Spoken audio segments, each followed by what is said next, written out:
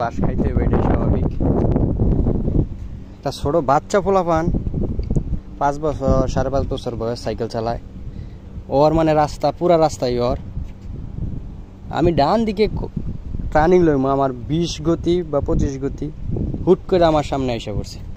হুট করে ব্রেক দিয়া আমি পড়ে গেছি গিয়া, ওইটাই মালিশ মুদির এটা কইয়া জায়গা। তারপর আমি ভুয়াবাজি করছি, ডাকছি, ওইটাই ডরে আর আইসেই না। আমি এই দিক দিয়ে ঠিক এক বাচ্চাটা আমার সামনে এইভাবে আসছে, আমি যদি ব্রেক না ধরতাম বাচ্চাটা অনেক ব্যথা পাইতো। সাইকেল বাচ্চা পোলাপান পড়লে আরও বেশি ব্যথা পাইতো। তো ওই পোলারে বাঁচাইতে গিয়া দেখেন আমার কি অবস্থা হয়েছে। পুরো গাড়িটা আমার উপরে পড়ছে, গাড়িটা পইরা, গাড়িটা প্রায় 200 কেজি ওজন। এই যে এইটুকু আমার পায়ের উপরে পড়ছে। তো আল্লাহ রহমত করছে যে পাও ভাঙ্গে নাই। তো যেটুকু ব্যথা পাইছে এখন, এটাও খুব খারাপ যে ব্যথা তা না, আর এমনি কোনো ব্যথা পাই নাই। তবে গাড়িটা খুব শখের গাড়ি, গাড়িটা এই যে এই জায়গাতে ঘষা খাইছে।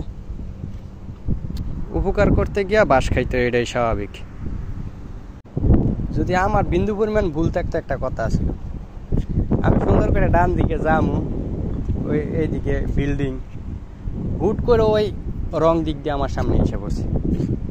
আমি ওরা বাঁচাইতে গিয়া গাড়ি কাইতে হয়ে গেছে। ডান দিকে যেহেতু টার্নিং আমি লইতেছি, গাড়ি কাইতে হয়ে গেছে, গাড়ি পড়ছে পায়ের উপরে। যাই হোক, আল্লাহ বড় বিপদ থেকে বাঁচাইছে, এতেই শুক্রিয়া।